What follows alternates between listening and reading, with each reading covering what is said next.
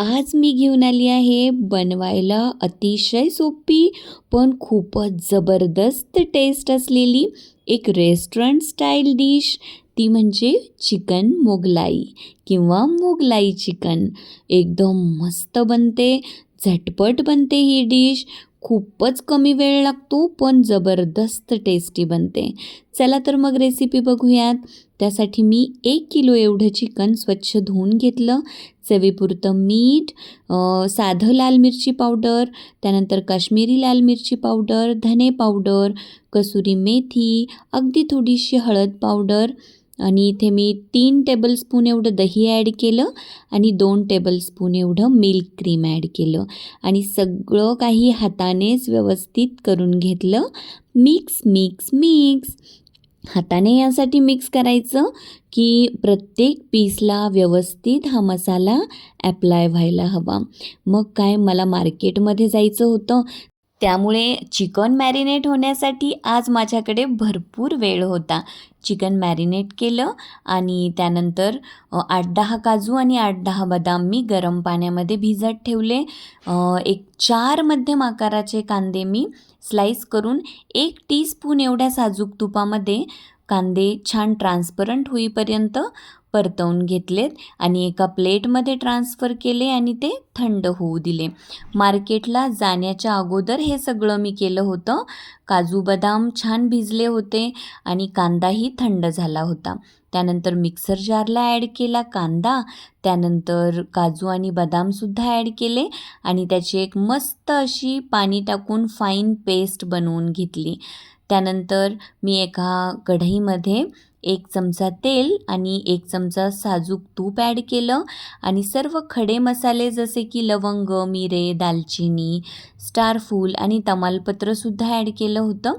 खडे मसाले फ्राय झाले की तयार केलेली व्हाईट पेस्ट यामध्ये ॲड केली आणि 1 टेबलस्पून एवढी अद्रक लसूणची पेस्ट ॲड केली. सगळं काही अगदी व्यवस्थित याचा कच्चा वास निघून जाईपर्यंत छान परतवून घ्यायचं. नंतर पुन्हा 1 टेबलस्पून एवढी काश्मीरी लाल मिरची पावडर, धने पावडर, होममेड गरम मसाला, थोडीशी हळद पावडर आणि कसुरी मेथी ॲड केली. पुन्हा चवीपुरतं मीठ ॲड केलं आणि सगळं काही अगदी व्यवस्थित परतवून घेतलं. पेस्ट छान परतली गेली की त्यामध्ये मग मॅरिनेट केलेलं चिकन ॲड केलं आणि जे मॅरिनेशन शिल्लक होतं ते सुद्धा ह्यातच मी ॲड करून दिलं आणि सगळं काही हाय फ्लेमवर छान मिक्स करून घेतलं आणि चिकन अगदी व्यवस्थित परतवून घेतलं.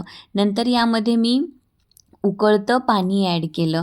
पाणी प्रमाणातच ॲड करायचं. आपल्याला ग्रेव्ही जरा थिक हवी आहे, त्यामुळे पाणी बेताचंच ॲड करायचं. नंतर भरपूर अशी कट केलेली कोथिंबीर ॲड केली. तीसुद्धा मिक्स करून घेतली आणि सगळं काही छान झाकण ठेवून शिजू दिलं.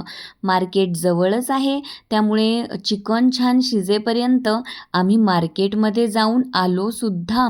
20 मिनिट्समध्ये मी आले होते आणि चिकन मी लो फ्लेमवर कुक होण्यासाठी असंच सुरू ठेवलं होतं आणि नंतर आल्यानंतर मात्र हे सगळे फ्रूट्स विकत घेताना जेवढी मज्जा आली होती ना, तेवढीच मज्जा मला हे सगळं व्यवस्थित ठेवताना, धुवून ठेवताना, सगळं काही व्यवस्थित लावताना खूप मज्जा आली.